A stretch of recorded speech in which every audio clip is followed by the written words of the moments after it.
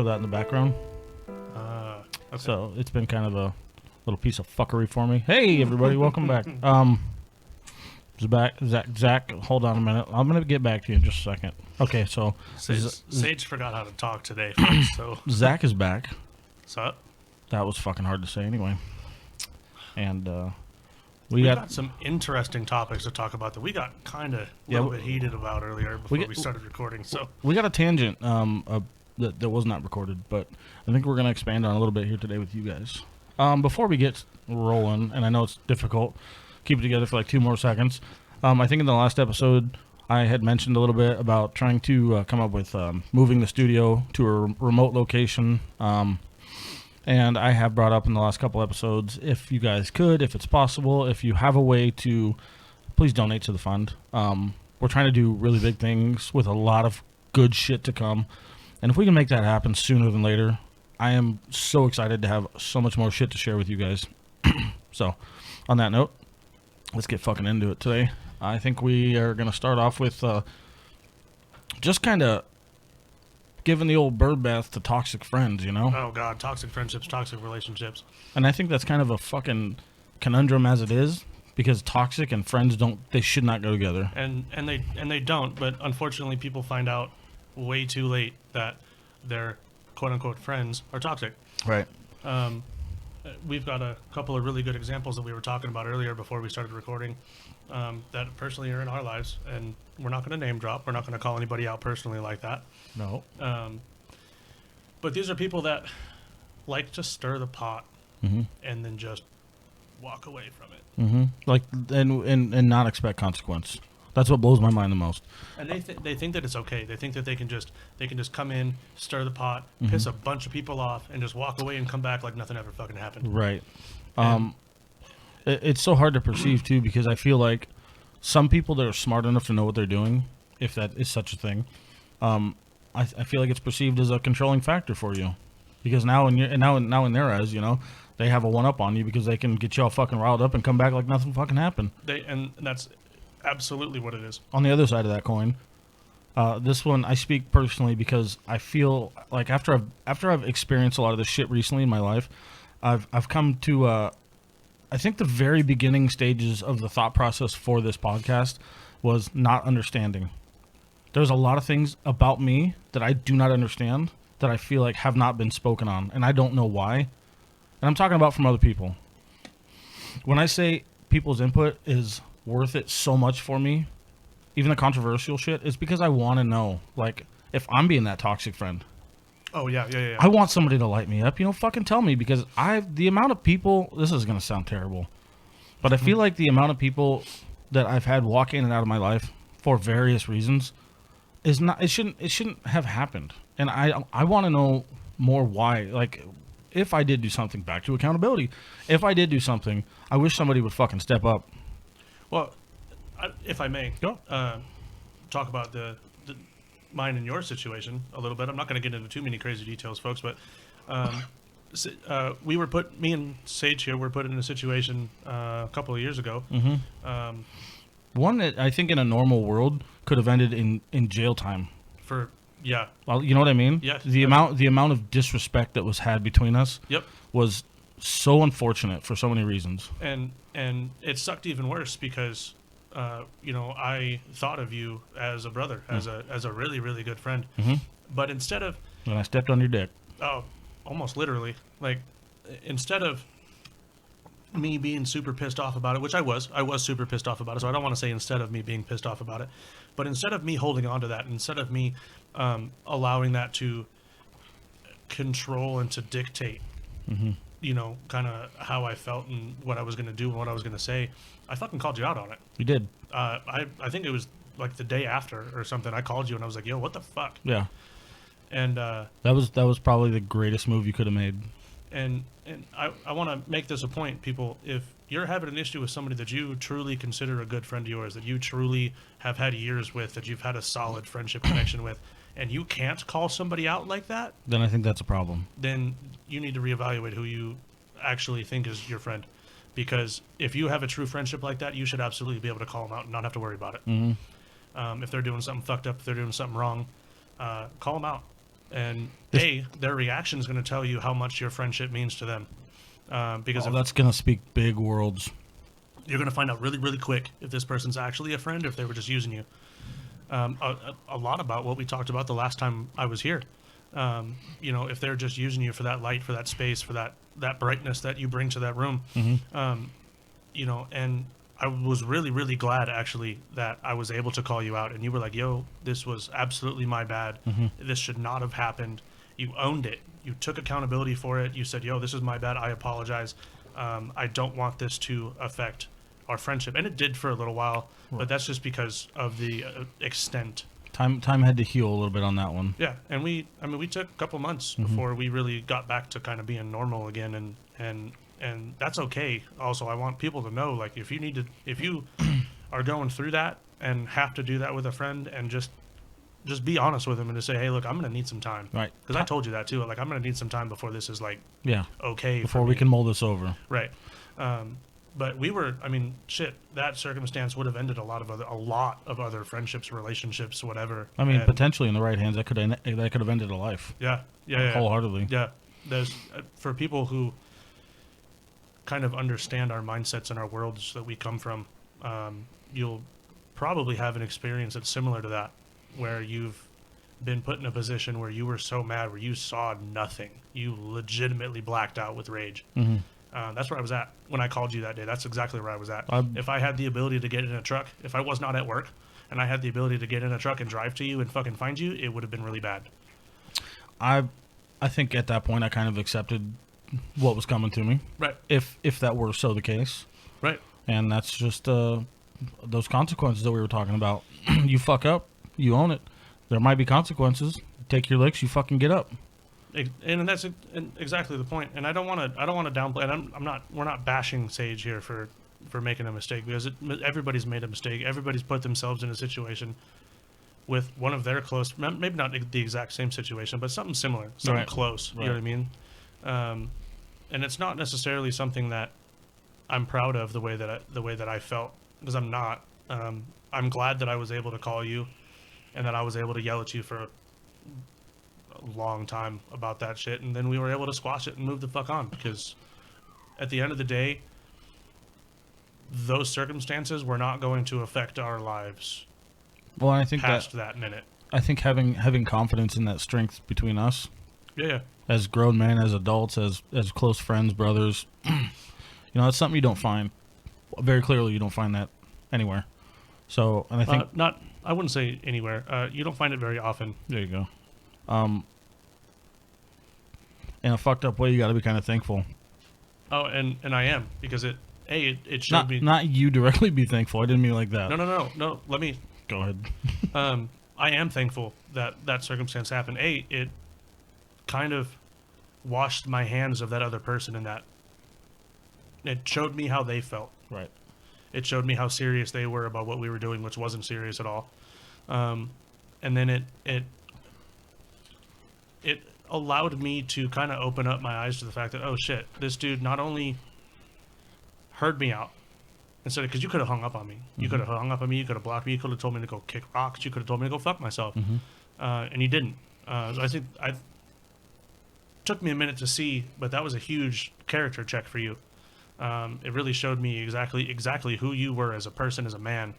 And it showed me that, this is the kind of people that I want surrounding in my life. And I'll be completely frank with you.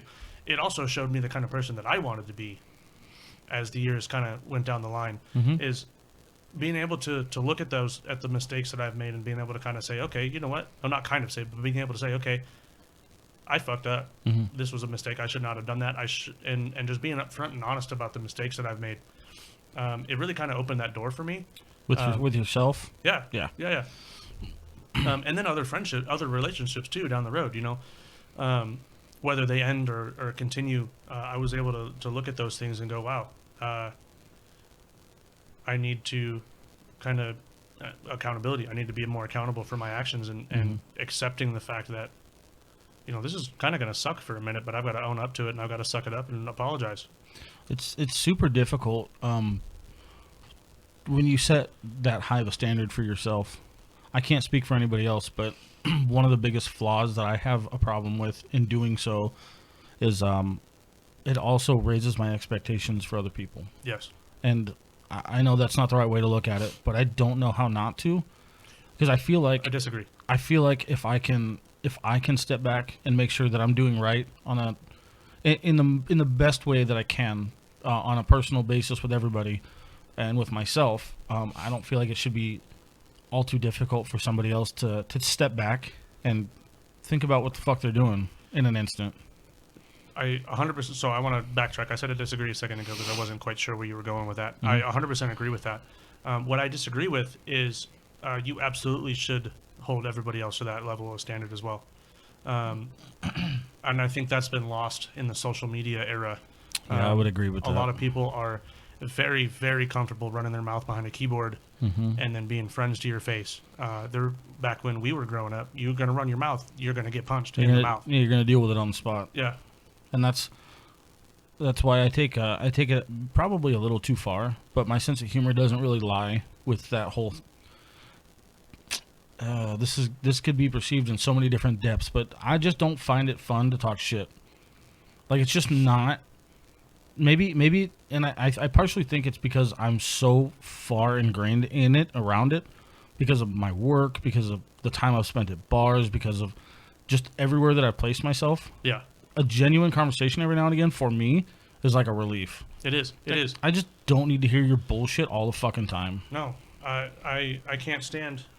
One of the things I absolutely cannot stand is if every conversation we have is just bashing and just shit talk Right. and there's always, and don't get me wrong, I will talk shit with the best of them. It happens sometimes. You know what I mean? But I'm it not doesn't saying need, that. it doesn't need to be every single conversation. Anyway, we kind of got off on a different tangent there. But I agree with what you said about my train of thought just went. I looked at the beer and it left. That'll happen. But no, so we squashed our shit. We were able to move on. I was able to look at it and hold myself more accountable because of the way that you handled that situation. And that's for me was a huge thing as I've grown and progressed into adulthood. And I think a lot of people need to hold themselves more accountable in that aspect of things and be able to say when they've made those mistakes. And if you, I remember where I was going with that. If you are looking at your circle of friends and you realize that none of these people are going to hold themselves accountable for anything that they say or do or any of their actions, then you need to really reevaluate who you have in your circle.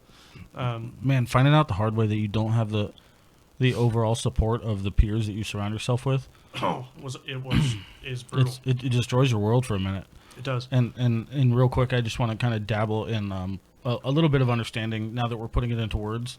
What we're asking, or what I would be asking of myself, is extremely difficult, and I can kind of touch base as to why. In doing this and setting your standards high, you're setting expectations for some people. You want people to try to be good all around, whatever that means. I think a lot of the time, it doesn't get recognized in a social setting. Nobody wants to get hurt, and that's fine. Nobody. Also, to go on with that, nobody wants to be put on blast either. Well, what I'm saying is, like, if I were to come to you with a problem, and you laughed in my face about it, my expectation just blew up in my face. Right. And now, if I'm being honest with myself, I'm probably feeling some type of way about it. I'm hurt because I had the expectation that my boy was going to be there, and you laughed in my face. I'm furious at that point. At that point in time, I'm really mad. So that takes me to the next destination in someone's mind is probably going to be to shut down or shut off. And now we're going to probably build walls so that doesn't happen again. Right.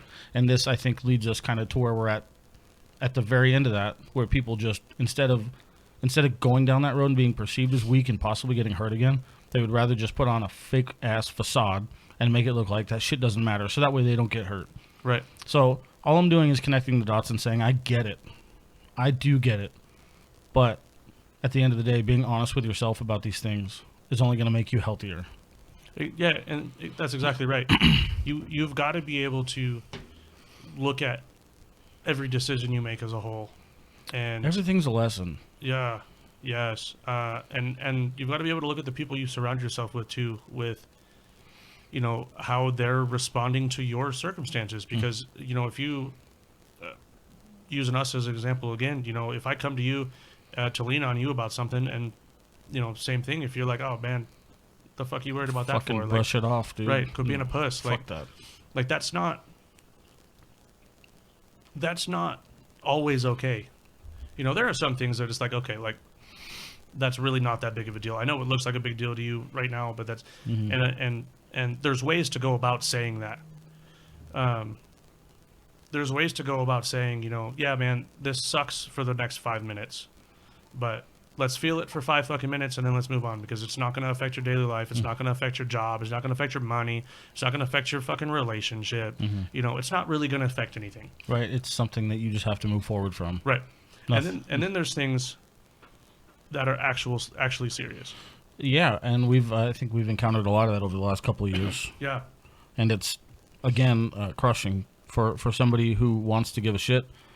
It's pretty demeaning, to be honest with you. Yeah. It's disrespectful. It's demeaning, and if somebody's coming to you with with what they deem as a serious problem, and then they tell you about it, and you're like, oh shit, like I would be broken if I were to be going through this, and you have the gall and the just flat out disrespect to laugh or to disregard. That's exactly what I was going to say. Their feelings. You don't deserve that person. I would agree, and there's going to be a lot of probably people listening that are going to be like, these guys are fucking pussies. But you know what? I think at the end of the day, if that's how you really feel, then go be a tough guy somewhere else. Go be a fucking macho man somewhere. That's perfectly cool, man. I got shit to do, and you're in my way. Exactly. And that, unfortunately, has been the result of a lot of different things. That's ended a lot of friendships for me. I can tell you that right now.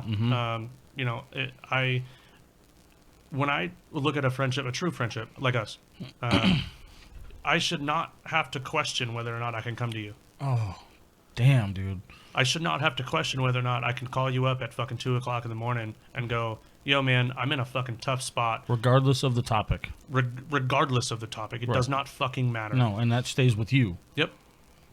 And that's a lot. I hold that. Wow, I choked on that. There you go.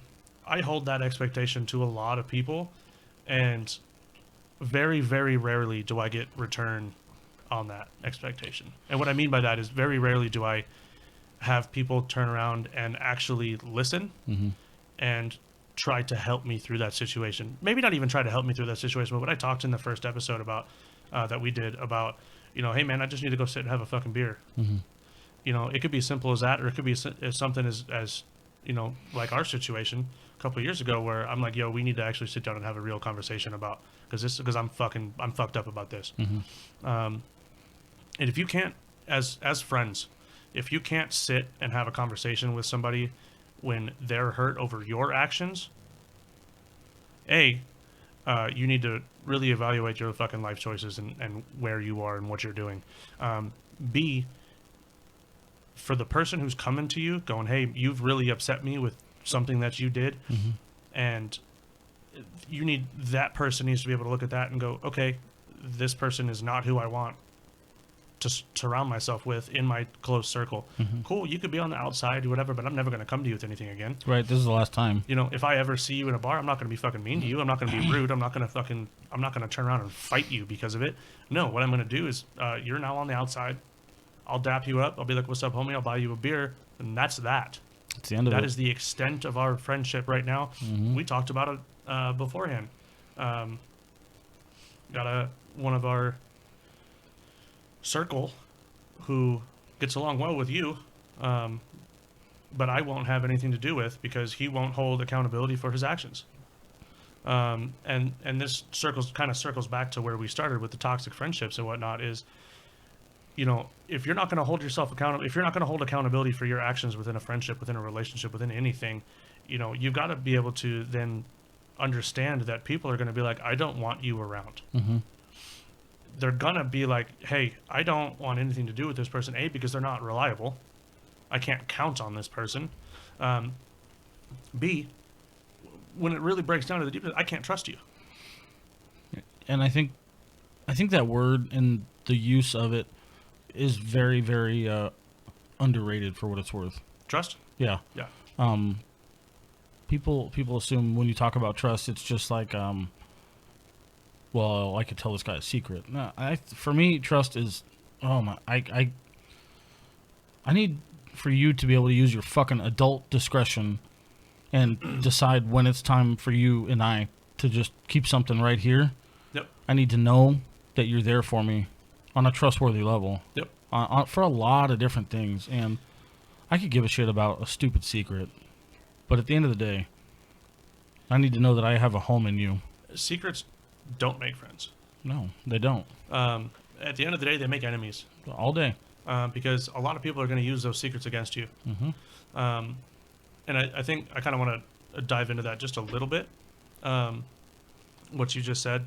I don't give two fucks about secrets. I know there's a line of people that I can tell something and it'll never go anywhere else. Mm-hmm. Do I actually trust that person though? Probably not. Probably not. Because at the end of the day, I also know that when shit hits the fan, those people are going to use that against me. And that's exactly it. Is now if that circumstance is surrounding that person, and that there is not 100% trustworthy benefit, There's then no point in having them around then anymore. it stops in the beginning. Yep. Because anything goes wrong, anything goes sideways, then you and I are not on the same page. Right. And that's how that's going to go. You're going to bury me at the first chance you get. Yep. And I'm not into it. I do a thing, and it could be viewed as toxic. You know, if we're talking about toxic friendships and stuff, I'm never going to tell anybody that I'm perfect in any sort of relationship because I'm not. I do some fucked up shit. Mm-hmm. I'll be the first one to admit that. You've known me for long enough to know that I've done some dumb things. Haven't we all? You know, and I've made a lot of mistakes in friendships, and I no longer have those friendships because of those mistakes. But I've learned from them. Mm-hmm. Anyway, I test people a lot, especially early on, and I'll drop little things here and there, you know, to find out if I'm going to hear it from somebody else. That tells me, okay, this person absolutely is not trustworthy. I cannot tell them anything because then the whole fucking world's going to know. And it's nothing serious. You know, I'm not going to drop anything serious. It's going to be something really stupid that I really don't care if people know about. No, we're just going to play telephone a little bit. Right. See where it goes. We're going to see who hears what and then what it ends up coming back to me as. So I'm guilty of doing this recently. And it's, you know, there's nothing wrong with that if you are smart about it. If you are blatantly lying to people, then you might want to not do that anymore. But yeah, you're starting fires you don't need to be putting. yeah, exactly. Oh, we're going to talk on that topic too a second. Oh, God. But it, you know, when I'm looking at that and I'm kind of dropping these things and I'm dropping things that are 100% true in my life. You know what I mean? The shit that I'm going through, seeing if I can really. What was that? No, that was my washing machine. If I can really lean on them a little bit, you know what I mean, and really have their support. And 9 times out of 10, I don't. But then it tells me really, really quickly, okay, if I'm in a bind, I can call you. Mm-hmm. That 1 person out of 10, I can call you. You know, I can call you, and I know that I can call you, and I can ask you for help, and I can lean on you a bit, and I don't have to worry about it. Mm-hmm. You know, because it's going to stay between us. It's going to stay right here. And that's... But let me put it this way, folks. I tend to have a pretty big overall circle, right? I know a lot of people. A lot of people know me. I can't really walk into anywhere without running into somebody that I know in some form. Mm-hmm.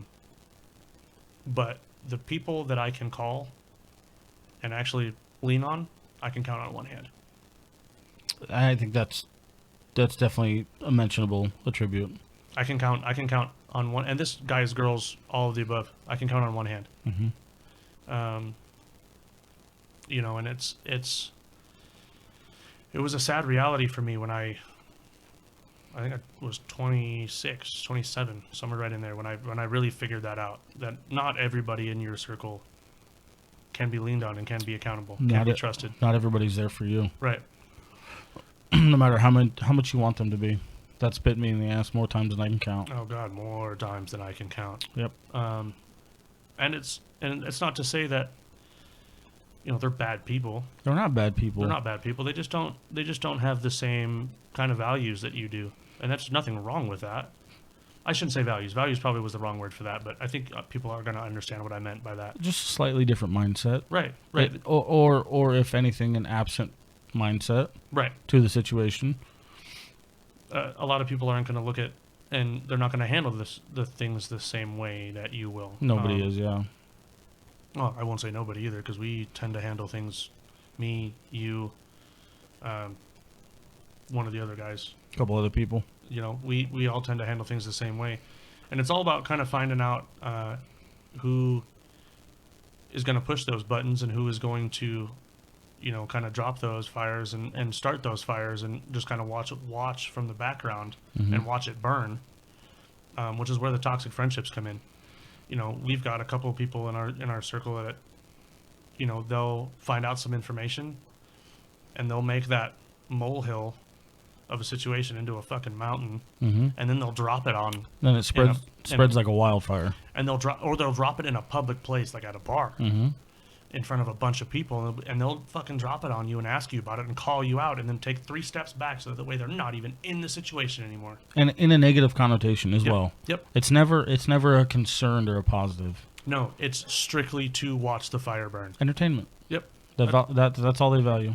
That's all it is to them. Is it's fun to watch other people suffer. Drama and gossip drive those people. Oh my God, and I fucking hate it. I've been really trying over a relatively small course of time to just kind of keep my my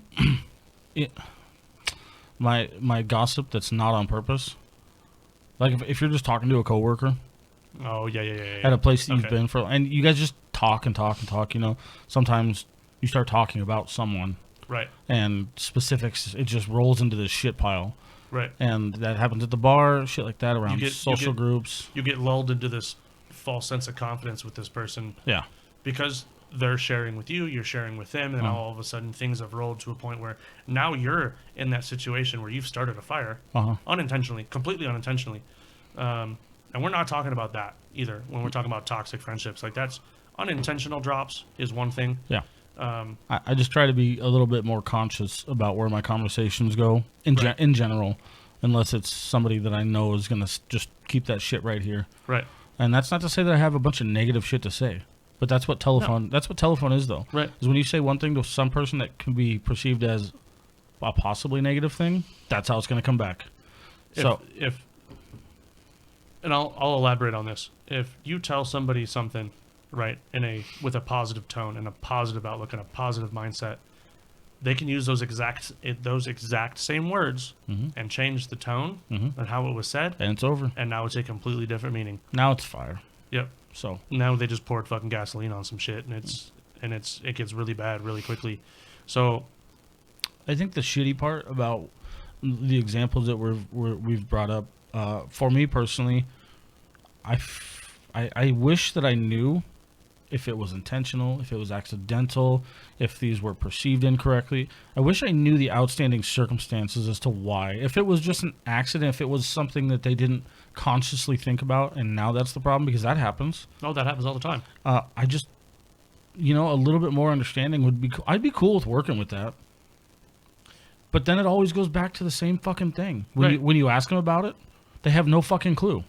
Well, or they have every clue, and they're just not willing to hold themselves accountable exactly. For it. And that's what I'm talking about. And when this is actually, I'm answering my own question, because I said I was bitching about people coming and going. And I think part of, now I'm not going to say my problem, but part of what I'm going through and what I'm seeing is because I do call people out. And it's not necessarily in a violent or a shitty manner. It's never to be that way. I just want facts. Right. I just want to know the truth. We can talk about anything you want to talk about. It's not going to go south if you don't make it go south. Yeah, I can have any conversation on this planet. If you're willing to sit and have an adult conversation about it. Right. And I think a lot of people just don't like being called out. And I'm fine with that. I'm cool with that. Yeah. But address it to some degree. It shows better on you. It does. If you're willing to have a conversation, hash shit out, whether it's fucking about my car that you were talking shit about, or whether it was about my 10-year relationship that you're talking shit about, I don't give a shit. Let's sit and have a conversation about it and work through it. And you know what? Whether the outcome is that you guys, you are kind of pushed to the outside of that circle, or whether you're brought back into that inner circle, which is exactly what happened to us. I think that conversation really tends to outlay how, me personally, how I'm going to respond in the coming weeks and months as far as how that friendship's going to turn out. And there are a lot of people where I don't give an explanation for why I've pushed you to the outside of that circle, because A, you've lost the right to hear it. B, because I don't owe you that. Well, if you've shown zero interest in solving a potentially small quarrel, Right. then why the fuck do I care to explain anything else to you? Right. I no longer have any care to go, oh, maybe I should explain this to them, that way they can understand, because I don't give a shit. And I don't care. And I will finish this. I will finish this by saying, maybe not finish it, but I'm going to end this specific statement by saying, that doesn't leave it off the table forever. No. For me personally, if somebody that I lost in my life came back years down the road and we had the conversation, then I would probably be happier about that ending. If we had a conversation about it, closed it out on good notes, then our relationship ending, whether it was going to be good or bad, is now a good thing for me. And we're both healthier because of it. Yes. Okay, I agree with that. I do. Just a good ending to a long story. Right. And I can agree with that, because then that gives a little bit of, you get the answers you were looking for. Right. You get that understanding of why things happened the way they did. Anybody who's going to fucking tell me that they can just let shit go forever and You're ever lying. and ever, You're lying. you're fucking lying. Because I can tell you that closing a chapter in my life on a positive note is one of the best fucking feelings you'll ever have. Yep. For both parties. Yep. So anybody who tells me that they can just fucking walk away and forget about it, you're blowing it out your ass, because I know that's a fucking lie. Absolutely. Absolutely. And to elaborate on that a little bit, to kind of close the toxic friends conversation, because I could talk about this for fucking weeks. Oh yeah. It's getting dangerous. It's getting really close to being really personal. Yes, I know. And we're gonna drop it there. But if you are going to come into a situation years down the road and apologize for an action, doesn't even have to be years down the road, but I'm using that as an example because that's what you just said. Right. Good long-term stint goes by. Right. And you are going to come back and apologize, or even just try to not even apologize, but just give an explanation to where you were at and why you did what you did. And then you get mad at that person for the way that they responded. So I'm coming to you. Okay. I'm coming to you. Hey man, I made a mistake. I fucked up. And then you get mad at me. Right. Now we got a whole new fucking chapter to open up. Right. Now we've got to sit down, and now we've got to hash. For me, now we've got to hash that out. Okay. Why are you upset with me for coming back and trying to apologize to you? I wasn't looking for a friendship. I wasn't looking to, rekindle this great friendship that we had, because really, if that ended a friendship, it wasn't a great friendship to begin with. Probably not. But if you're going to get mad at me, and if you're going to turn around and be like, yo, like, you're a piece of shit, I fucking hate you, whatever the situation ends up being, me coming to you at that point, we're going to hash out whatever we need to hash out on that situation, but then I'm going to wash my hands of it and I'm done. I'm gone. Yep. You're no longer in any circle. Again, I'm not going to have any ill feelings towards you. You know what I mean? That does me no good. That puts me in the toxic friendship circle, who then is just going to start those fires for no fucking reason. It's just unnecessary tension. It is. And again, that's something that I will go to bat with anybody who wants to sit there and tell me that that shit doesn't bother them, or that untold story doesn't bother them. All that shit. Like, there's no fucking way, because we're all human. It bothers you. We all have the same mental capacity. Yep. Well, except for like Elon Musk. He's a fucking alien, but Well, different story. I think he's a robot, but anyway. Either way. I think he was made in a factory somewhere. Closing the chapter is important. It is. And not necessarily having closure, but Closure is the only word that I can really form. Closure is a good word for it. And this doesn't just stand for like long-term shit. Like we've been using that example, but I tell you what, man, if I get into some kind of probably unspoken situation with like a coworker or something, and I say unspoken because we don't really know each other that well, Right. but for some fucking reason there's tension, Right. I'm going to end it. We're going to work it out. I'm going to work it out real quick, and I'm going to tell you, we don't have to talk. We don't have to be friends, but I don't want your fucking problem. Mm-mm. Can we just work together and be cool? Let's fix this one and move the fuck on. Right. This tension, bad juju.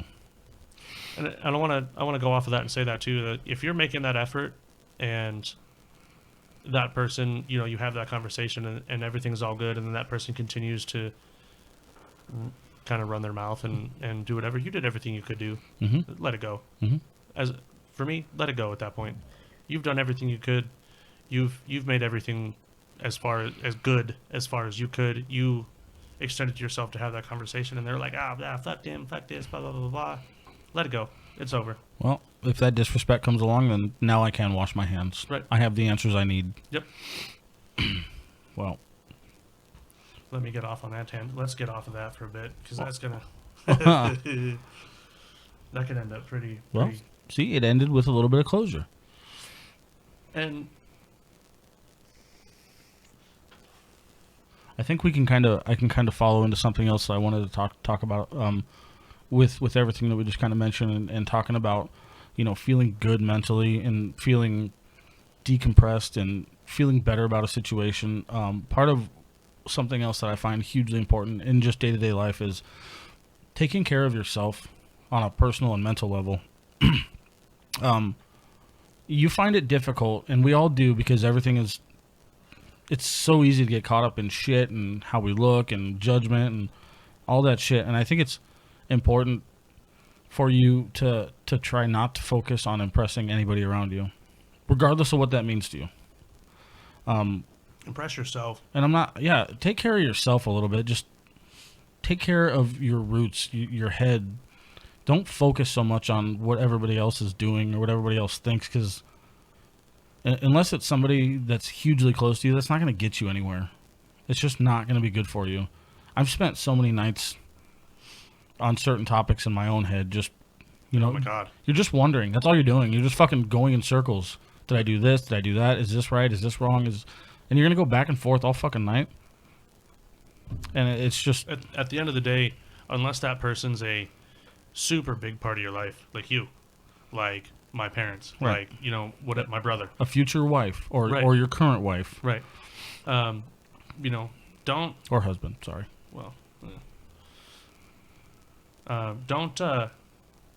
don't necessarily dwell on it too much. You can't. Again, if it does not involve somebody who is directly responsible for a big piece of your life, Mm-hmm. don't fucking dwell on it. If you need to have a conversation with somebody, cool. Have the conversation with them. Don't have it with yourself.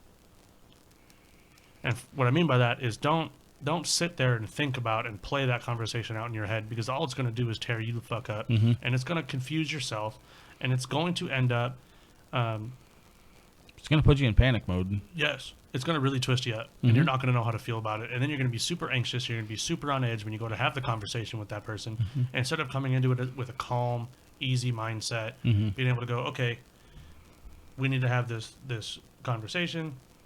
We're going to talk about it. We're going to come to a resolution, and that's going to be it. You know what I found super helpful recently? Without necessarily comparing myself to others, in general, I just try to focus on like the baby steps that I've been making by myself. Just in life in general, some of the small shit that I've accomplished, and we're not going to get into all that, because what I'm talking about is like my financial baby steps, my real life baby steps, the ability to do things that you need to do, the ability to do things that you want to do, which is also important. Making time for yourself in situations. Yes. Taking care of yourself and impressing yourself is kind of... Impressing yourself and taking care of yourself are kind of hand in hand here. Yes, so Well, they are hand in hand. if you're going to consume yourself with thoughts, then why don't you flood yourself with positivity. good thoughts about what you've accomplished? And I don't give a shit how big or small they are. No, they could be, I saved $100 this month.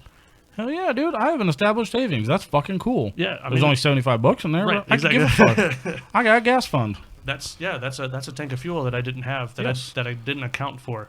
Just you can't focus on how much somebody else doesn't like you or whatever the fucking case is. Because at the end of the day, their thoughts and their beliefs, again, as long as these people aren't part of your everyday life and have a big impact on you, like your wife or your husband or your whatever, you know, it doesn't, what their thoughts don't matter really. The only thing that really matters is what you do to make sure that you're happy and make sure that you're taken care of in your mental. And that perfectly drives into the me versus me thing that, you know, me versus me, the title. 100%. You know what I mean? You always going to be your biggest adversary. And that's exactly what it is. You're battling yourself. And there's no reason to. There's not. It's useless. It is, because what are you going to solve when you're fighting yourself over a situation that involves somebody else? Mhm. You're not. You got to have the other side of it. Right. It's the only way you're going to get your answer. You have to. But you also have to be willing to take note of what's truly important to you. And if that situation with that other person is worth fighting for. So what we're talking about now is picking your battles. Yes. And I agree with that. You do have to check yourself and figure out what the actual importance and how petty this is. Right. Is this a super... Thank you for using that word. Is this a super petty thing? Right. Or is this actually going to have an impact on my life? Is this something I can make sure that I'm try to ease up on? You know? Mm-hmm. Or is this something that really needs to be addressed? And being that all the way fucking, this is going to go in a giant circle, but all the way back to accountability. Yep. If you got to check yourself and say, hey, I'm being a little fucking petty. I need to get over this one. That's another Yes. circumstance. Sometimes, every once in a while, you just got to fucking suck it up and take a lick. Yeah. I've I've done it. I've done it a bunch. I'm being a little ridiculous right now. I'm just going to take a minute and I'm going to clear myself. Yep. I've done it a bunch, and I've done it a bunch recently. I did not used to do that. I used to hold on to shit, and then, you know, we would, no matter how petty or how small of a situation it was, You bottle it up. yeah, I would bottle it up until I saw him again, and then I would blow up. Yeah, and then none of it makes sense. Right. And then on top of that, now not only do I have this other situation that I've had bottled up that involves this person coming out, but now I'm spewing every other negative thing that I have bottled up. It's all going to come out, It's whether you all like it gonna- or not. Exactly. And then now this other person's looking at you like, What the fuck just happened? this motherfucker's insane. Like, I'm gonna throw myself under the bus here, but I will tell you firsthand that there's been so many different relationships that I've been in where I just bottle it up, and when I do go to address it, you know what comes out? oh, a bunch of shit. Fucking nothing coherent, dude. Right. They've all told me the same thing. I have no fucking idea what we're fighting about. I'm like, you know what? I'll be honest with you, I don't either. And at that point, you don't. I mean, because there's so many different emotions, there's so many different thoughts, there's so many different bottled up feelings, and Now it's a useless argument, right, and we're both mad. right. And that's a big thing about, you know, kind of impressing yourself and taking care of yourself is you have to be able to address things that bother you in a timely manner if they're worth it. Yes. Pick that battle and be able to look at something and go, man, this isn't going to matter in Mm-hmm. 2 days. You know, whatever. I'll fucking get over it. Cool. But you have to be able to truly let it go at that point. You do.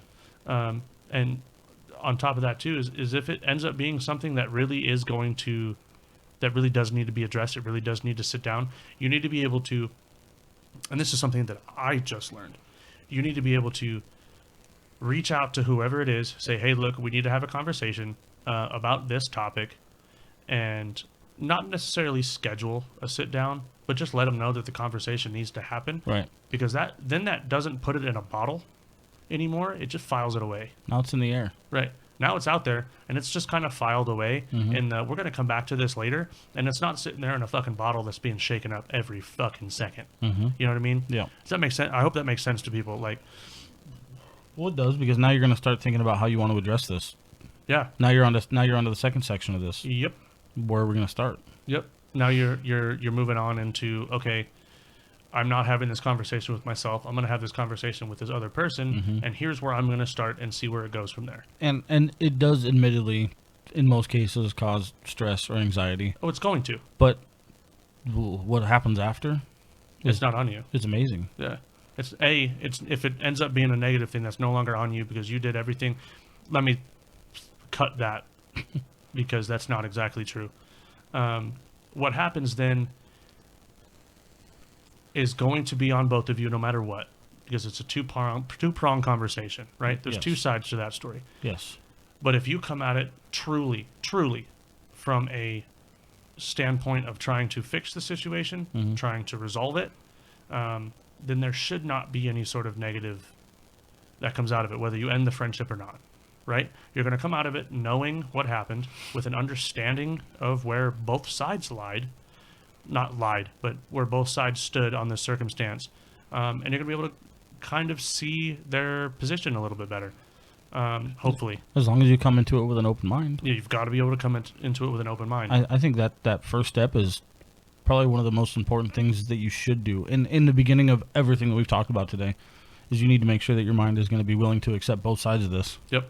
You've And- got to be open to it. And that comes with you and them. Yep. So, Both sides. The only way that a situation gets truly resolved is if both sides are willing to A, hear mhm. both sides of the story, and B, be able to recognize and understand and go, okay, they saw it differently than I did. There's nothing wrong with that. Nope. But this Nobody's is- wrong in this situation as far as where the mindset was and as far as where their interpretation was. and now we both have to make some tweaks. Yep. To make this work. Yep. And- If the friendship is truly worth saving and keeping, which you'll know really quickly having that conversation, Mhm. if this is something that's worth holding on to or not. And I'm gonna lay back on the conversation, on the situation that we had. If either one of us would have handled that really any differently, I don't think. Oh, we wouldn't be sitting here today. No, absolutely not. For sure. Absolutely not. And that comes up in topic actually quite a bit. Me and you in our situation. Mhm. I hear it from a couple of different people. They're like, how the hell are you and Sage able to sit in the same room after what the fuck you two went through and not want to just kill each other, let alone being able to have good, open, honest conversations about some pretty intense and deep shit. Mhm. And that circles back to accountability. We were both accountable for our side of the situation, and we were both open and willing to hear what the other person had to say. And then when it came down to the apology and to the owning of both sides of the mistake, because I did not handle that situation very well to begin with, and I think you would have been the same way. Yeah, 100%. But I was able to turn it off for a minute and say, whoa, pause. He knows he made a mistake. He's apologizing. He's owning it. I need to take a step back and really be able to accept that. Mhm. Because I'll be honest, I came into that conversation with a closed mind. I'm going to kill this motherfucker. Mhm. Like, I was ready to murder you. Sure. It was what it is. Yeah, I expected it. And if you had tried to fight me on it at all, A lot different. yeah. Mhm. And the only way that happens, and the only way that you're able to take a serious situation like that, folks, is if both sides are willing to have an open mind about it. Your open-mindedness and being able to accept your fault in that situation opened my mind to go, whoa, this dude is genuinely wanting to fix this, and is not just like, all right, whatever, fuck this guy. It wasn't an intentional thing. It wasn't a dig. It wasn't anything that. How do I words? I wasn't looking to hurt anybody. No, you were not. It wasn't intentional. No. I'll just leave it at that. No need to dig any deeper than that. It wasn't an intentional thing. It was a mistake, and mistakes are made on all sides by everybody every fucking day. Yeah. If you're going to sit here and tell us that you've never made a mistake like this, you're lying. Good luck. You need to open your mind, and you need to be able to look at everybody around you. And I can tell you right now, that person, because I was that person for a long time, I don't make mistakes. I think we've all done that a little bit. I'll tell you right now, I've been doing it the past couple of weeks because I've been so tied up in my head. Mhm. This has helped me a lot, but I would just like to dabble in a little bit of appreciation because this is the first time I'm hearing this side of it. Not this side, but hearing the true results of what could have been potentially bad. oh yeah, So knowing that it's frankly amazing to me that even in that situation you were able to take away from it and look at the true reality of what was happening. right. And that's Taking a look at the situation as a whole. that's as far as I'm concerned pretty unheard of. And you just rose the bar a little bit because now I know that it can be fucking done. Yep.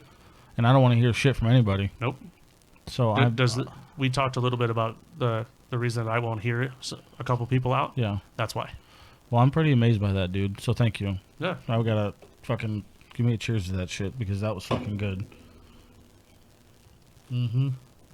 Yeah, dude. I just. That's some fucking good deep shit right there. Yeah. You. And I'm so thankful for it. I Yeah. wish so many people not necessarily take my influence because that's not what I'm looking for, but I wish more people would be willing to have an open mind like that. It is so important, dude. It is, and if honestly, I'm gonna say this, and I'm gonna kind of challenge our listeners a little bit. And when I say a little bit, I mean a lot, because this is gonna raise the bar for everybody. I think. The next time that you're in a sticky situation, the next time that you're in a make or break with a friend, this is either going to continue our friendship or it's not. Don't come into the situation with your mind made up. That's the last thing you want to do. Don't come into the situation with your mind made up. Come into the situation with an open heart, with an open mind, and be able to look at it and go, I'm going to hear them out. Mm-hmm. I'm going to hear what they have to say. I'm going to listen and actually listen. I mean, that's a key, is because you can listen. Mm-hmm. Don't stand there and just shrug off everything. No, listen to what they have to say, because what they have to say might surprise you, like it did for me. Just now. Yeah. Yeah. I think that's a lot. It's a big challenge. It's a huge thing. I would say no matter how far I feel like I've made it, still to this day that would be a hard challenge. Yeah. In any situation. And it's never easy. No. Like it doesn't matter how many times you've done it. It's never an easy thing. But you could be cliche and ask yourself, is anything easy really worth having? No, it's not. Nothing. Don't easy. you feel better when you work hard and achieve your goal? Absolutely. When it's just handed to you, I don't really care about that I anymore. don't understand the importance of it. Right. Right. And it's I'm gonna credit. I'm gonna flat out say it. I'm gonna credit our friendship and where it stands right now because of that circumstance. 110%. Because if we've already said it. If that conversation, if that circumstance is handled any other way, we're not here. Nope. And I am a big believer that every decision that you make throughout your day, throughout your life, has a ripple effect and has a chain reaction that comes along with it. And for both sides, and for everybody around you, because our situation changed my friendship with a lot of other people in our circle. Oh shit. I'll tell you that right now. I've got a lot of people right now, well, not right now, since that situation happened, that are looking at me going, dude, why do you continue to be friends with this dude after? And I'm not putting you on blast. Don't take that. No. But from the outsider standpoint, Yeah, the typical reaction is what you're hearing, right. and that's understandable. But you're experiencing everybody who would have already made up their mind. Right. You don't. These people who have a closed mind are looking at the situation, going, "I would have done it this way," and I'm right because whatever. And you're not right. You're not. Mm-hmm. The only time that you can come correct at a situation is when you have an open mind. The only time that you can come at a situation and go, "Hey, this is this is the correct way of handling it," is if both sides are looking at it with an open mind. Mm-hmm. And both sides are able to have an open conversation about it. And the only way you have an open conversation about something is coming at it with an open mind. Yep. Coming at any sort of situation, whether it's a breakup, whether it's a friendship, whether it's a marriage that's ending, whether it's a job that you're losing, whatever the situation is, you've got to be able to have some sort of resolution.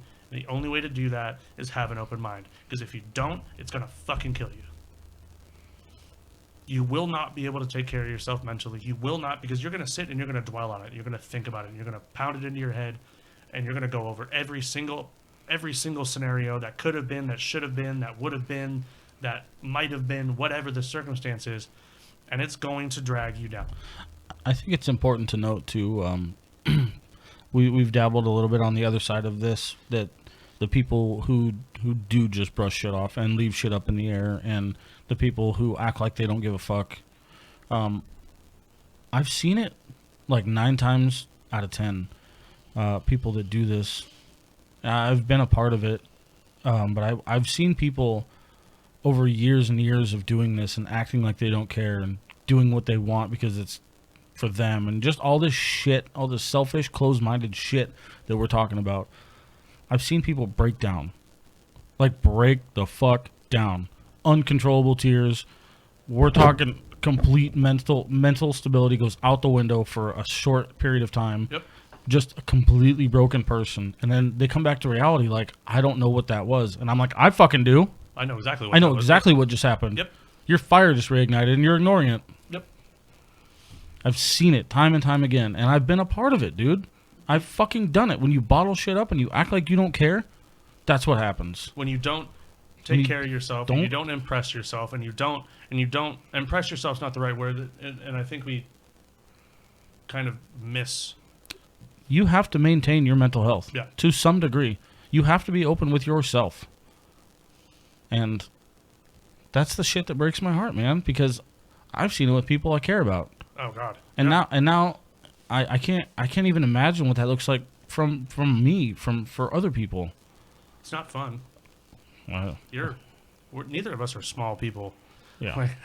That's true.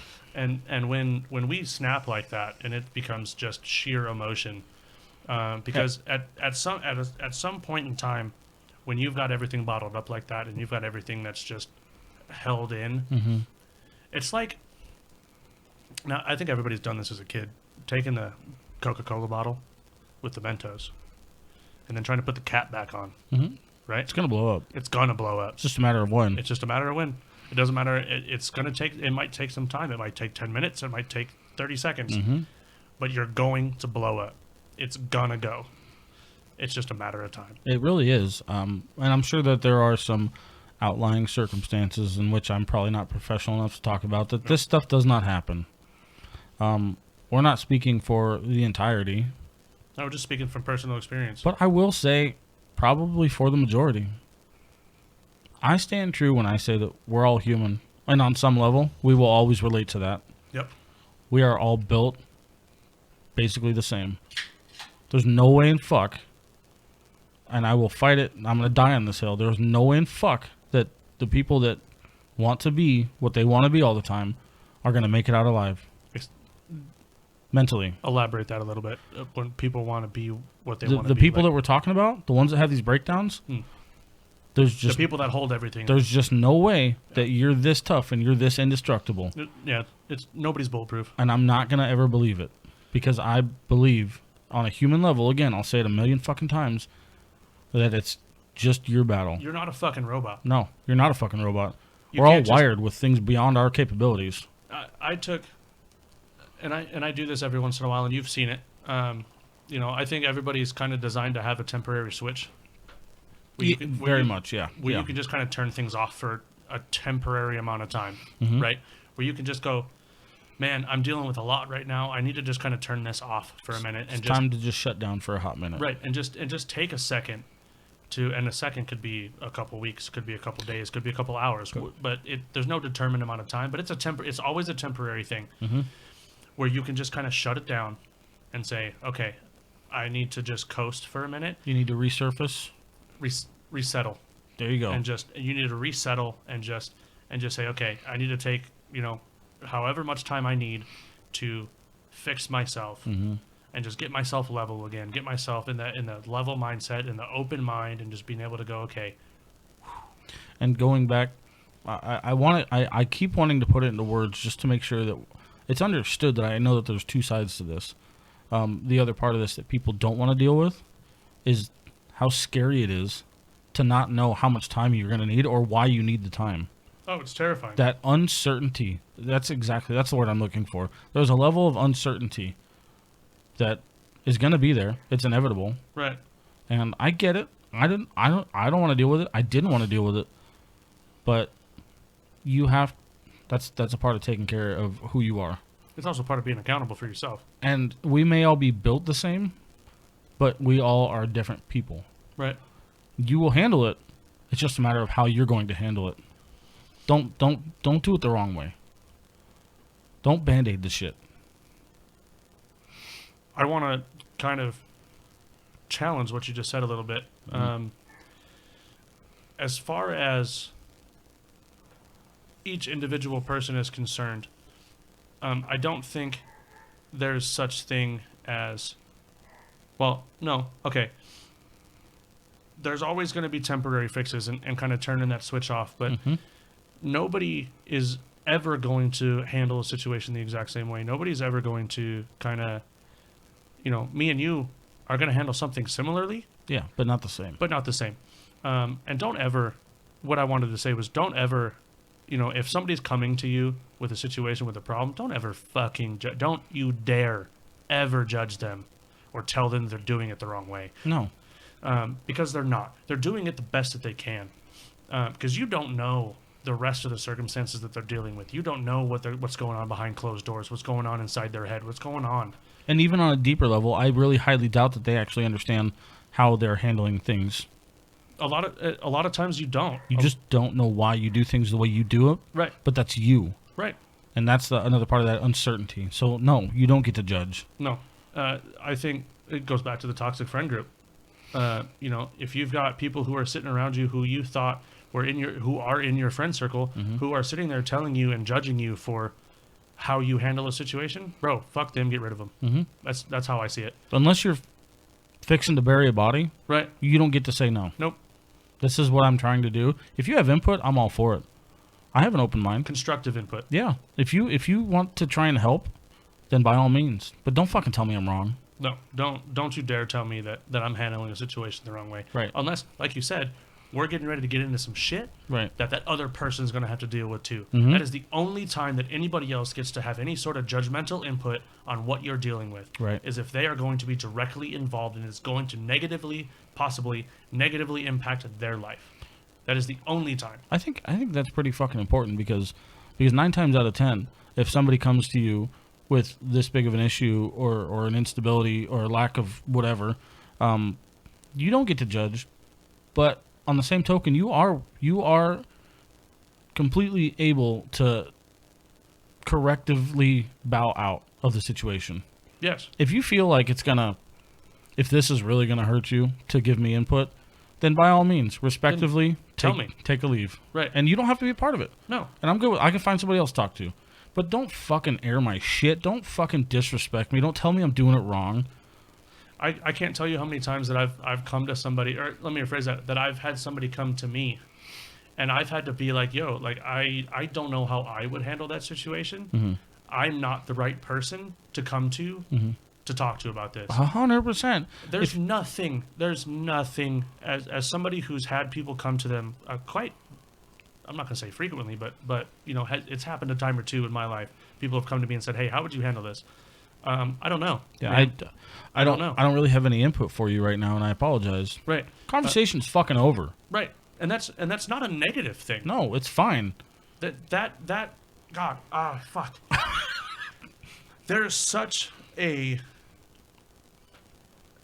pressure around having somebody come to you and say, hey man, I need some help. I need your input on this. For you to be, I've got the answers for you, brother. I've got this. I know, what you're going through. I know what you're dealing with. I know how to help you. Mm-hmm. Brother, sometimes you just don't. Yeah. You can offer tidbits. Right. And there's you can offer your opinion. If they're going to lay the whole situation out to you, you can offer your opinion. But if you genuinely just don't feel like you can be of any help, just say it. Right. Don't fucking be an asshole. No. Don't try to lie to somebody. Don't try to puff your chest up and be like, yeah, man, I've handled it. This is how I did it this way. No, you didn't. Shut the fuck up. I'd fucking beat their ass. Don't fucking blow me. Right. Then, okay, here's their address. Here's their phone number. Go fucking beat their ass for me because I'm not going to do that. Right. It's not how I'm going to handle this. No. Clearly, if I was going to handle it that way, you'd see me. I'd be calling you, be like, yeah, I need you to bail me out of jail. Hey, I need you to meet me at the bar. Bring some ice packs. Right. Bring me some Aleve. It's a little different. Right. Bring me some Aleve. My hands hurt. Like. Yeah, I think that's super important to stress because I'm going to be a real fucking asshole, and I'm gonna go to this level. You have to think about the repercussions of what you're getting ready to tell somebody who's in need of a little bit of mental stability. Because if you handle this the wrong way, Oh, they're leaning on you. So there is a fucking possibility they're gonna, yeah, that you're the reason that they don't make it home tonight. yep, Keep that in fucking mind, especially in this day and age, dude, where the next best option, I'm air quotes right now, folks, is on your fucking supercomputer that we all have on our hands. yeah, It's so easy for people to be that person. And if somebody asks you just for a fucking minute of their time, all they're asking for is genuine conversation for a minute. Don't turn that away. Don't. I don't give a shit how long you've known them. Just don't. Because again, how are you going to feel? How are you going to feel if what you said determined the rest of their night? right. Well, and it's not if it determines the rest of their night. If they're coming to you, if they feel like they can lean on you that way with something of that degree, they are absolutely going to listen to every word that you have to say. Mm-hmm. And that's where you have to be honest with not only them but yourself and say, hey man, I don't have an answer for you. I appreciate the circumstance that you're in. I understand that you need some help. I'm not the person that can give you that sort of feedback right now. If you need something, if you need just to go out and just kind of get your head off of it, absolutely. Let's go sit down and have a beer. Let's go have a bite to eat. I was just going to say, maybe even just a listening ear. I can do that. Right. I can listen to you. You can vent all you want. You can yell. You can scream, whatever. Like, I got you. yeah, absolutely. I just unfortunately don't have any input that I can put in to help you out of the situation. But if you need somebody to yell at, to whatever, if we need to fucking put some gloves on and go in the backyard and box for a little bit, so that way you can try to clear your head and you can feel better, dude. I've done that with some homies. Yeah. I've done that with my brother. Sometimes you got to wrestle it out. Sometimes that is the best circumstance for a situation like that. Is they've got some pent up anger and aggression and bullshit that they've got to get out. And if this homie's coming to you and be like, hey man, I feel like I'm going to do something really dumb, like I need somebody, I need some help. Yeah, I just need an out real quick. Right. Cool. Awesome, man. Let's go. Give me 20 minutes. I'll be there. It sounds... Or in my case, give me an hour, but I live really far. We're on Zach time. No, Yeah. I'm kidding. It's not that bad. It sounds... This is going to be a me versus me, but it sounds ridiculous for me to put into words. And I say that I feel that way because I've spent a lot of time in my past being quote unquote the sensitive one or looking for a little bit of guidance, and we can get into why I've kind of learned what I've been looking for a long time another time. But I've spent a lot of time asking of that from people and being on the other side of somebody laughing in my face, Yeah. or even worse, hearing it from somebody else that they told them. Oh my God, that's the worst. And it's just like I said, I feel stupid for saying this out loud, just so we're clear. Like right now, I feel fucking dumb because I sound like the biggest pussy, and I'm cool with that. But I'm gonna air this shit for me. But you can't be the gauge of how much it breaks somebody's heart when you laugh in their face.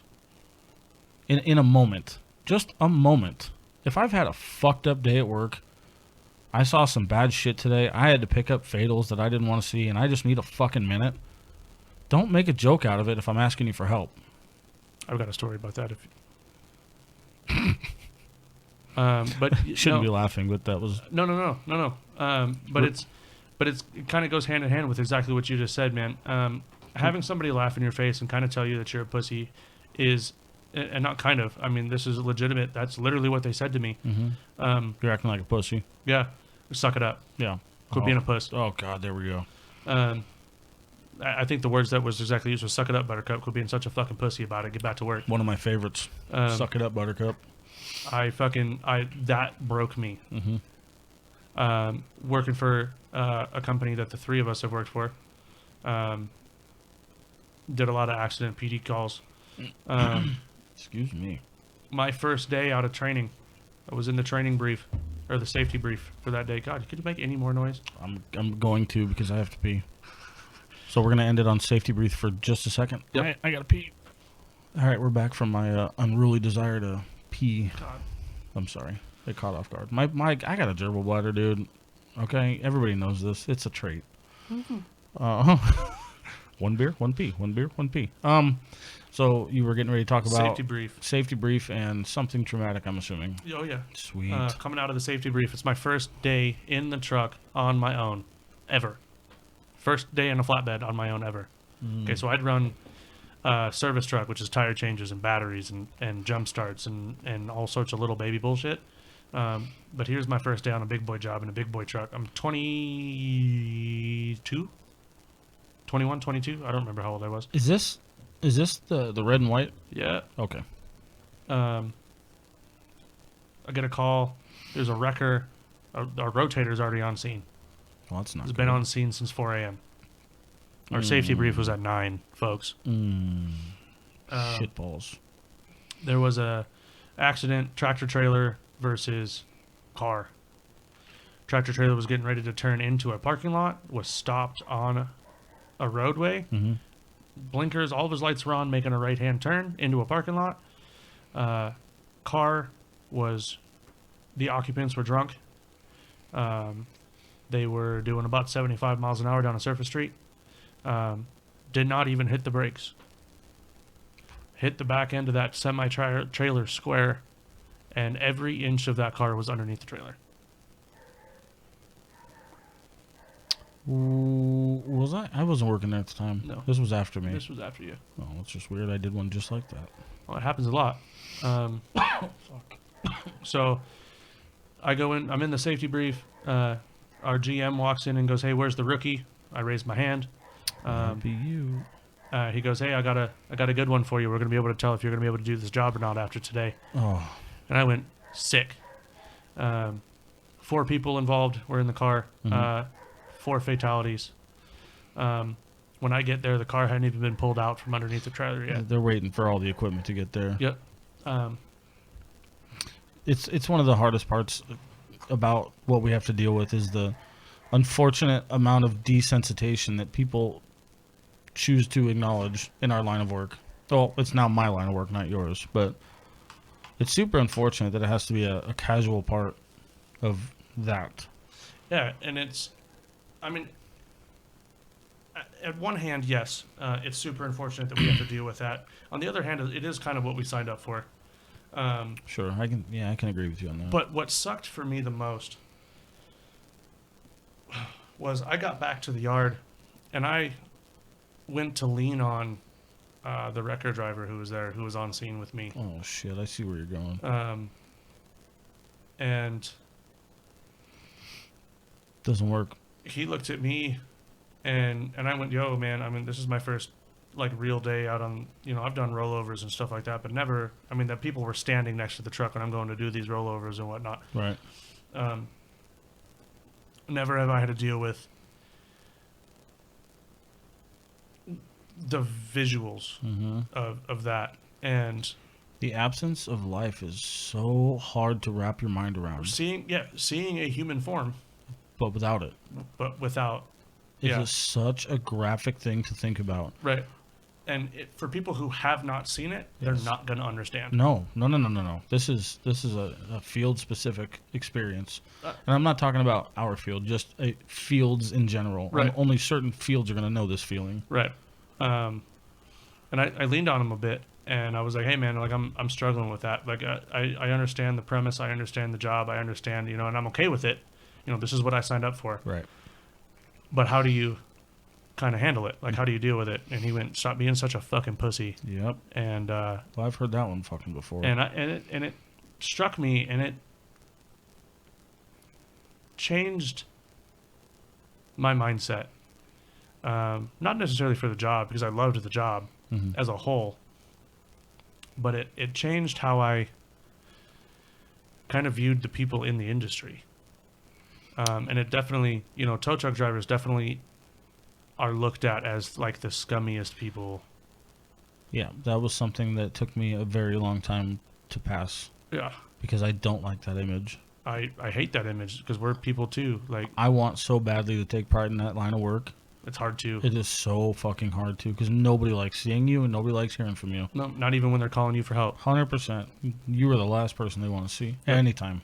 So, And it's it took a toll on my mental, like a big toll, and it still does. Having those images run through my head and having that mindset. I mean, I did that for years. Suck it up, pussy. That's kind of, God, I can't tell you how many times I've told my trainees that, because that's how I was trained. That was my mindset when I was doing it, and being able to look back at it now and go, that probably isn't the best way to handle that. If you've got somebody coming to you and going, hey man, I'm struggling with this. You really need to kind of gut check not kind of gut check. You need to gut check yourself and put your personal feelings and your personal beliefs aside for a second and try to see from their eyes. To reiterate what we were kind of talking about when somebody comes to you before, it doesn't necessarily mean that you have to turn into what they want you to turn into. No. Just keep your asshole shit to yourself for like 2 seconds. Right. And be a little bit... Have some compassion. A little bit of consideration. Yeah. Will go a long way. It will. Because if this dude... And I'm not bashing on him. That's how he dealt with things. That's, hey, you've been doing it for a long time. I get it. You know what I mean? There comes a point where you have to turn that shit off for yourself, doing in that line of work for such a long time. But you've got to be able to look at something at that situation and go, okay, this kid's green as green comes, right? Maybe what I'm about to say to him is going to change and kind of make the face or the mold for how he views it and how he does this job. And I feel like, did it make me a better tow truck driver? No. Did it make me a better person? No. Did it help me in any way? It helped me get through the shit that I was dealing with in the short term. In the long term, it fucked me up. It's such a fucking weird place to be now that I'm sitting here listening and thinking to myself, just to kind of give a little bit more depth on what you just said. I would say that this particular line would be a little bit more damaging than a lot of lines mentally. And I'm going to elaborate that on by saying we get the middle of the story. We don't get the beginning. We don't get the end. Right. We get left with questions. Right. A shit ton of questions. Yeah, we don't. There's one line of work. There's several lines of work that get the beginning, and they get the story. They understand how and why. Then there's other lines of work that get the end result of what happened to them, if they made it, if they didn't. There's circumstances surrounding the shit that we get to see and we get to leave with. Yep. I just picked up a car, not literally, but I picked up a car from evidence that had been a suicide. You get to see the scene with zero resolution. Zero context. Yes.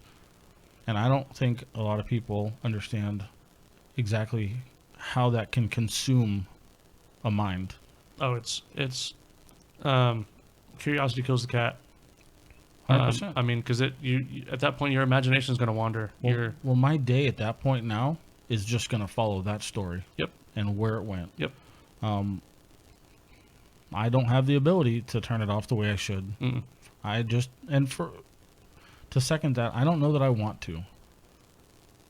Because I'm not trying... I don't want to be a zombie. I don't want to be a zombie. I believe that... And not only that, but... It becomes a statistic, and I don't want to be a part of that. Most operators are statistically living in the life, unhappy, and probably not married. Or multiple divorces. Yes. And I refuse to be a part of that statistic. I am that statistic. I think we both are, actually. That's fucked up. But anyway, I think I talked a little bit about, the traumatization of certain things in my intro and how they affect us. Mm-hmm. And something that I have learned over the last couple of years is I didn't realize that a lot of the things that happened in my life when I was a teenager are now coming to fruition. And now they're guiding my mind in ways that I can't control. That doesn't necessarily mean negatively. They're just taking me down my path, the way that things happened. And I say that because I want it to be acknowledged that the experiences that we have in work, in life, with your parents, growing up, your relationships, all this shit, it sits and it rots, but it trains you to go a certain direction. And you're not necessarily always going to see it until it's way too late. Right. So I think it's, Well, that the whole hindsight's 2020. yeah. I mean, you're You have to look at the long shot here. What's this going to look like in years? You don't know. But I think if you acknowledge it now, you have a chance. you've got to kind of weigh those options a little bit sometimes, and well, not sometimes, and pretty much every decision that you make, which is, I touched on it. I don't know if it was the last episode or the episode before that I was in, based off the motorcycle accident and kind of how I'm taking a second. I'm taking a breath before I make a decision. Reflecting a little bit. Maybe not reflecting a little bit, but just taking a pause Mhm. before I just do it. You know what I mean? And that's helped a lot with shaping how my future is being viewed through my eyes. You know, I can see that path that I want to go, that I want to be on. I can see that destination a hell of a lot clearer now that I'm taking a second before making. And even if it's the same decision that I was going to make just instinctually, Mhm. but now I've taken a second and I've looked at it just a little bit longer, just a little bit longer. Well, maybe this time, the same. You could have the same set of circumstances. You can make the same impulsive choices, but when you do get that phone call, guess what you're gonna do? You're gonna fucking think about the first time you got that phone call, and Yep. maybe reconsider that one small ripple. Right. So, going back to what you were saying, I didn't mean to get off track, but You're good. when somebody does ask you for a little bit of a guidance at a fork in their life, maybe just try and push it in a little bit of a better direction. I would say don't try to push it at all. That's fair. That's totally fair. So If you don't navigate negatively, then it's better than anything else. exactly, and what you kind of hit what I was going to say on that, but you know, just because you don't you might know the best way to handle that situation. Mm-hmm. You know the best way to handle that situation for yourself. Mm-hmm. You don't know the best way to handle that situation for the person asking you. Nope. So I always will kind of give my input but I always will lead with, this is how I did it. Mm-hmm. This is how I got through that. You are not me, Right. so this might be different for you. Exactly. And that goes for, you know, all of our listeners too. Mhm. You know, we talk about a lot of situations that we've dealt with personally, and that's not and how we did them is not necessarily going to work out. No. If you follow our exact steps to a T, well, their circumstances are going to be different with you dealing with it than with us dealing with it. Yep. At face value, the situation may look identical. You may be able to, you know, overlay them, and it's exactly the same. But what led us to get to that situation are going to be completely different scenarios. And different people, it's different situation. Well, it's different circumstances. Right. And Situation might be the same. The circumstances are going to be different. there you go. Yeah, that's correct. Which means that then the scenario that you play out and how you handle that situation are going to be different. Mm-hmm. The circumstances surrounding the resulting situation are always going to be different, no matter who you are, no matter what you're dealing with. Even if it's you going through the same fucking shit again, Mm-hmm. if you wind up in the same situation, I can almost guarantee you made different choices to get there, though. Mm-hmm. You know, and that's something to look at too. If you're making different choices and you're doing things differently this time, and you're still ending up in the same situation with different circumstances in your own personal life, maybe take a deeper look at what you're doing.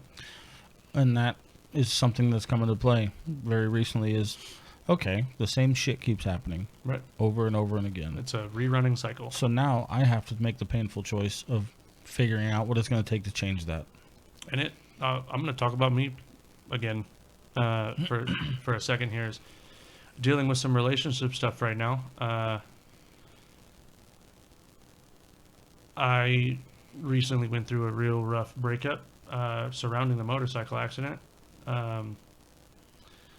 And I'm looking at it, and it's, okay, I've now done this twice. not because of the accident, Mm-hmm. but because of circumstances that have led to a traumatic event, which then led to a failed relationship, right? And we're back in the same boat. Back in the exact same position again. Mm-hmm. And now I've got to look at myself and I've got to go, okay, well, how do I break that cycle? What do I need to do Exactly. a little bit deeper than that to get out of this, get off of this little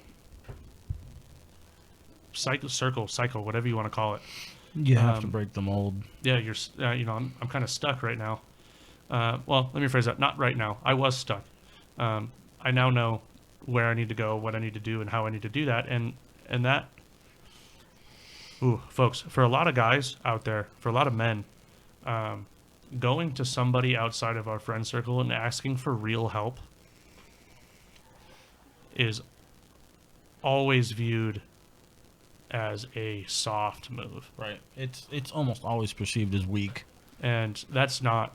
I'm going to here to tell you that that is the exact opposite. Right. It is the exact opposite. It is the strongest thing that you can do to sit down and be able to look at yourself and go, I need actual help. Well, you don't think it's gonna? If you were to look at the outlying circumstances and the longevity of those actions, it's only gonna.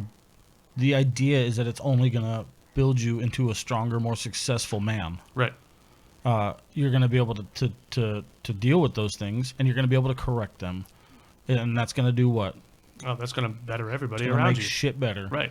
And I want to, and I said it, but I'm going to say it again. It's going to better for everything, or everyone and everything around you. It is not just going to work for you because, again, you have an impact on everybody that you keep close to you. You have an impact on their life. You are meaningful in some way. Mm-hmm. And if you are just this negative, leeching, just this nasty thing, Mm-hmm.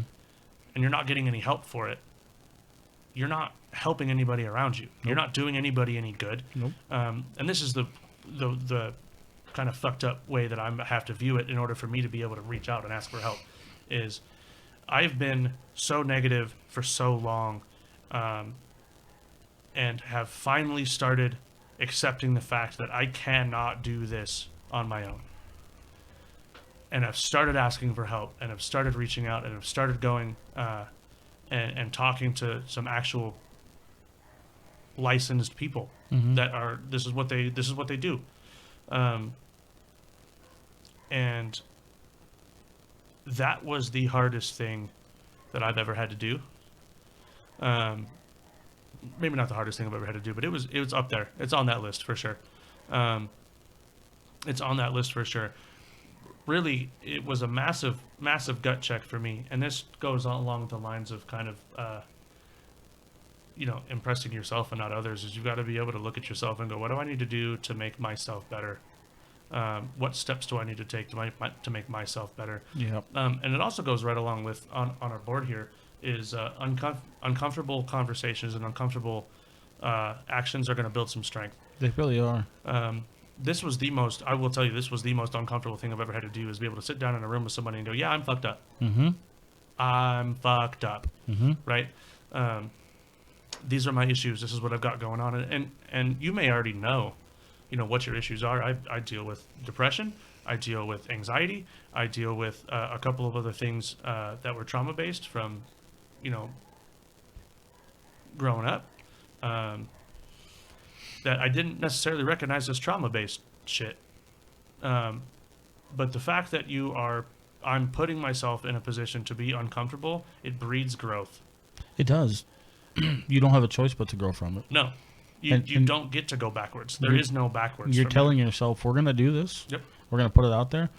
And the only thing it's going to do is it's going to weed through the shit. Yep. And it's going to weed through the people that want to be there. Yep. That's You're not wading through the shit on your own anymore. You've got a fucking life raft, and you got somebody helping you out.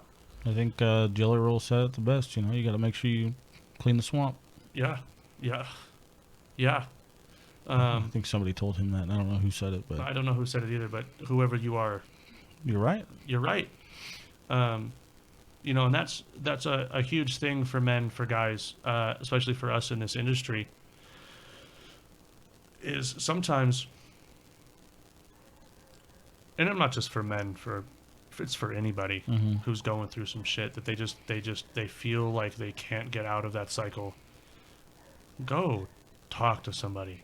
Mm-hmm. You know, If there's somebody that has audibly reached out and ever told you, not ever, don't go back 20 years and try and find somebody that said it once.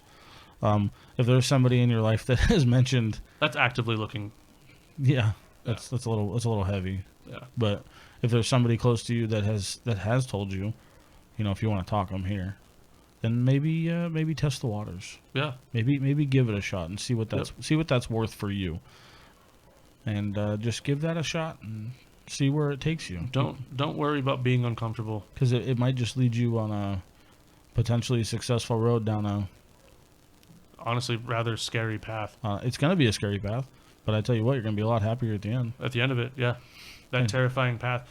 You're going to be able to see. And to take it a step further, your family and the future you're trying to build is going to be a lot better off too. Oh God, you might actually have one. Because Yeah. right now, if I were to continue in the cycle that I would have, another 5 years, I'd have another broken, probably marriage. I'd have probably more kids running around that Mhm. I don't get to see every day.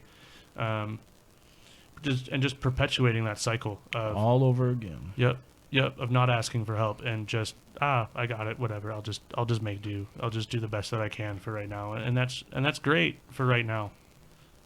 But you've got to be able to look at the situation as a whole and go, man, you know what? I can't do this on my own right now. Like I need somebody to actually lean on. Mm-hmm. And it's great if you've got a group of friends that are willing to help you out through that. Absolutely, it's great. But sometimes you've got to be able to know when that's just not enough. Mm-hmm. You've got to be able to know when you need to go see, to put it this way, you've got to be able to know when you've got to go see a professional. Yeah. I mean, I can't speak from any personal experience here, but from what I understand, that is a That's what I'm doing. that's a very good route to go when you can find somebody. For people who don't know. That's well, nobody knows, but that's something I've sworn I would never do. I swore up and down since I was a kid. I don't need to fucking sit and talk to a fucking therapist about anything. I'm fine. Oh, I've yeah. got my shit on lock. Yeah, we're told There's we're told to be strong. We don't have to talk. There's a scene in a movie, Kevin Costner and Ashton Kutcher in The Guardian. I don't know if you've seen it. I don't think so. You should. Okay. Honestly, I know it's Kevin Costner and Ashton Kutcher. They're fucking cheesy sleazeballs, but it is honestly a really good movie. There's a scene in that movie. Ashton Kutcher's character gets in a fight at a bar with one of the Coast Guard guys. It's a Coast Guard movie.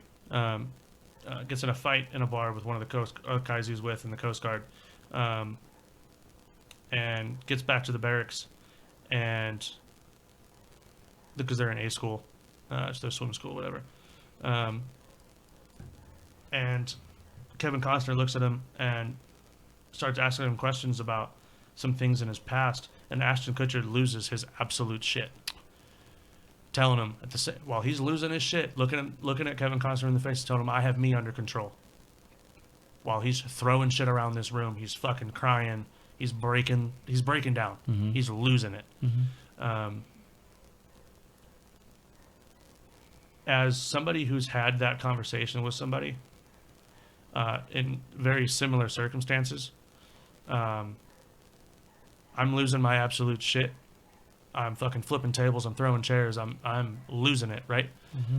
But at the same time, I'm telling this person, I've got me under control. I'm fine. I got this. That's when I realized I'm not okay. Right. I don't have this. There's something wrong. There's something very wrong, and I need somebody else to be able to look at me and try to guide me out of this fucking hole that I was in. Mm-hmm. And for people who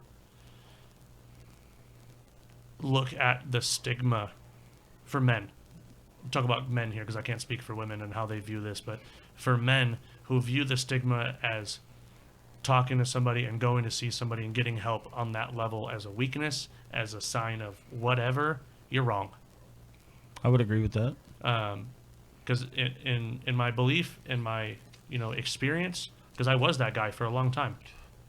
In my experience, that is the strongest thing you can do, because you're not doing it for yourself at that point. Right. You're doing it for the people around you. And that, that level of uncomfort is going to do nothing but build strength. That's going to do nothing but lay a foundation for you to build off of. And I think that's a super important thing that everybody has to be able to look at. Mm-hmm. And going back to accountability, being able to hold yourself accountable for those actions and say, hey, this wasn't okay. I need help to fix this, to make this better so that I can move on. To take it even a step farther too, holding yourself accountable as a little bit of a deeper idea. Holding this may not go down the right idea, but holding your mentality accountable for what has happened to you in your past. Okay, that's not how do you say? Just realizing that the things that have happened to you are the worst things that have happened to you, and they are going to take their course. So holding yourself accountable enough to try and help with the reparations. Repercussions? No. Okay. Repairing. Okay. Trying to fix those while you can. Okay, I got you. It's kind of I'm kind of playing Inception with myself here, so I apologize. I think the only reason I follow you is because I know you so well, but yeah, it's not coming out straight, and I apologize. I'm not going to be able to put that into words either. Let me soak on that one, and maybe we'll come back to that. Well, yeah, let's touch on that. Maybe soak on that for a bit, and let's try to touch on that next time. Yeah, that's fine. Well, we talked while we were on break a little bit to move on from that. About we've got a list on our whiteboard in here. I don't know if which is a new formula. It hasn't been spoken about. No, this is. Oh, sorry. No. I was going to touch on it. I just forgot.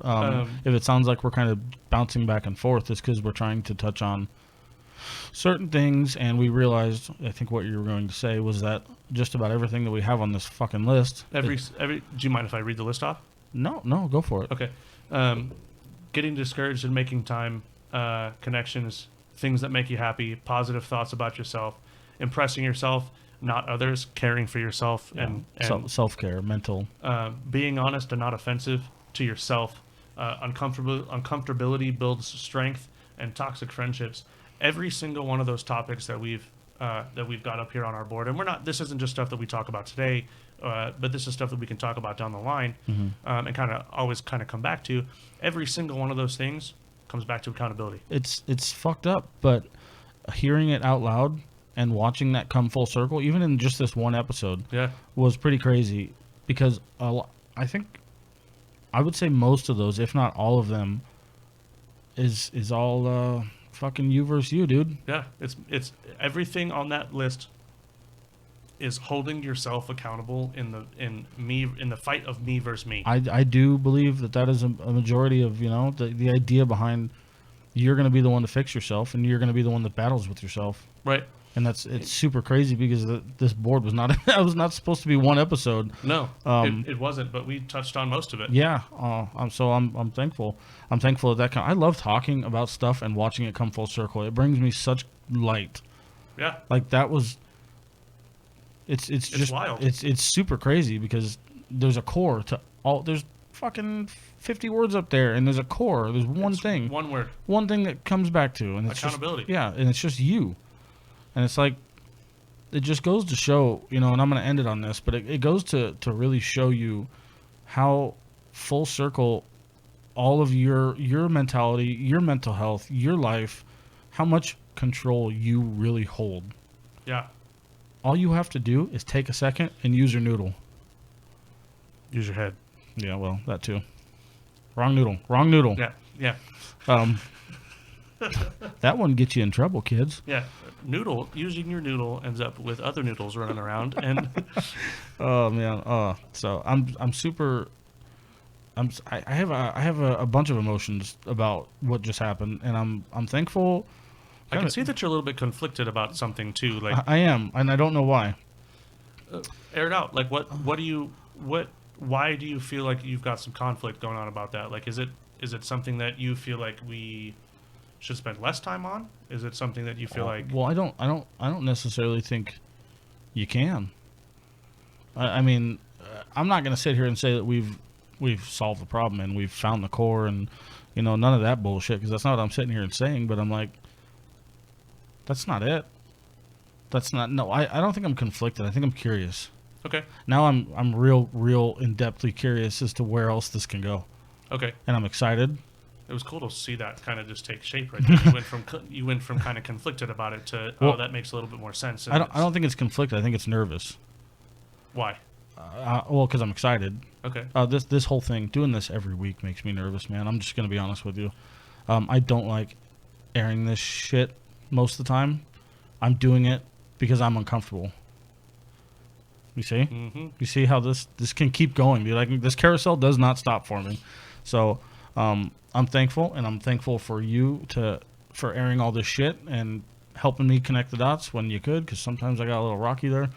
Well, you've done it for me too. I mean, there's been some things that I've tried to talk about and tried to bring into light where you're like, hold on, it needs to be. I love your edgy, by the way. I was going to tell you that. You dabble on some touchy shit without going touchy.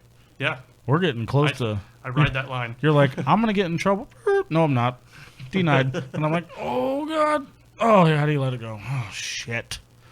It's my favorite. Well, I think that has to, having that openness and being willing to take it to that level and willing to take it to that point. That way, because if you don't take it to that point, Right. and I feel like we'd be doing a disservice to our listeners at that point. Oh, 100%. Because if we're not being as open and honest as possible, and there's things that we're just not going to dive into that far, you know what I mean? Right. It's just not going to happen. I'm not going to dive in, and I'm not going to personally attack people because it's not worth the time and effort to try to fix then those fires that we've started. Also, this is the wrong approach.